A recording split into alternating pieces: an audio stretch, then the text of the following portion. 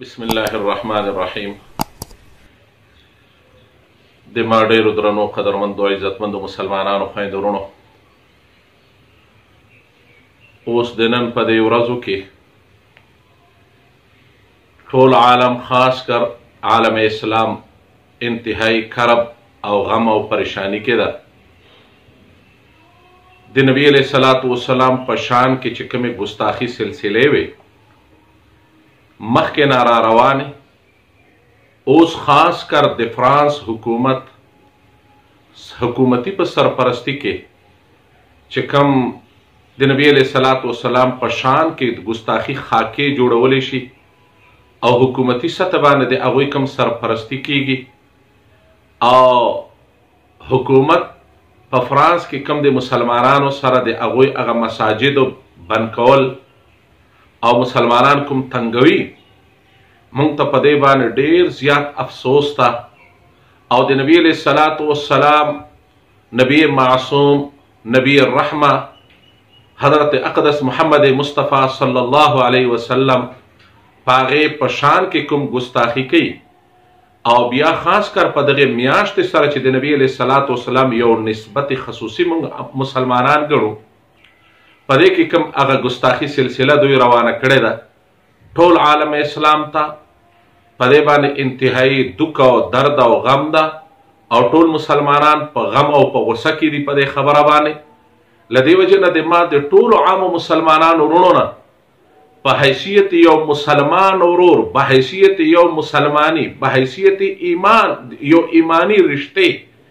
ما د ټولو مسلمانانو خویندو وروڼو نه دا گزارش ته، خو هغه مسلمانان چې د دنیا په کم ګوټ کې پاتې کیږي او د ما په دې خبره باندې که څوک پوهیږي هغه به انشاءالله پوهیږي، او که نه پوهیږي ما د هغو مسلمانانو وروڼو نه دا گزارش ته چې هغه د ما د الفاظو په خپل زبان کې ترجمانی وکړي او عامو مسلمانانو ته د ما دا پیغام ورسوي چې د فرانس په دغه وخت باندې د مسلمانانو کم دل ازاري کوي، مونږ که نور هیڅ هم نشو کولی، کم از کم مسلمانان چې د دنیا په کم ګوټ کې آباد دي، خوا که هغه په افریقا کې دي، خوا که هغه په امریکا کې دي، خوا که هغه په خلیجي ممالک کې دي، او خوا که هغه په ایشیا کې آباد دي، او که په یورپ کې دي، د ټولو مسلمانانو وروڼو نه ما دا گزارش ته چې که نور هیڅ هم نشو کولی، نو کم از کم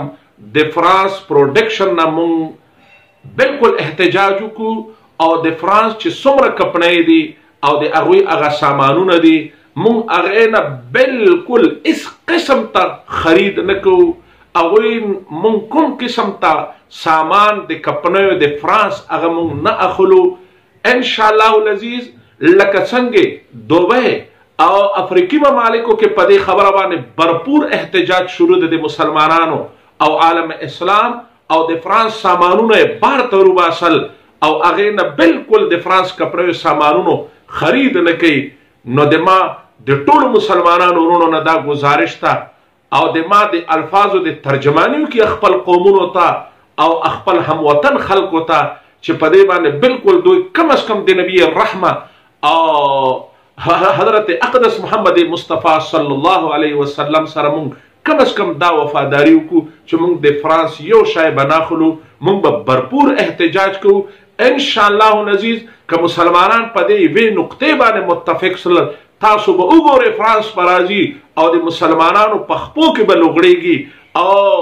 انتهایی معافیګانې به غواړي چې مونږ انتهایی غلطي کړې دي، مونږ به بیا د نبی علیه الصلاة والسلام په شان کې ګستاخي نه کوو او دا خاکې به نه جوړو. د ما وروڼو ما گزارش ته چې د فرانس څومره کپړیو سامانونه دي د هغې نه مونږ به حیثیت یو مسلمان احتجاج وکړو، مونږ به نه اخلو. انشاءالله العزیز چې دا ارباو ډالر د دوی ته نقصان ورسیږي، بجټ ته خساره ورسیږي، بیا به دوی عقل ځایونو ته راشي، ورنه دا خلک دا د دولت او د خپل کفري په نشې کې پراته دي، هغه د مونږ او تاسو د دل ازاري هېڅ پروا نه ساتي. الله دې وکړي چې مونږ که نور هېڅ هم نشو کولی، مسلمانان عالم اسلام په دې خبرې باندې متفق متحد شو.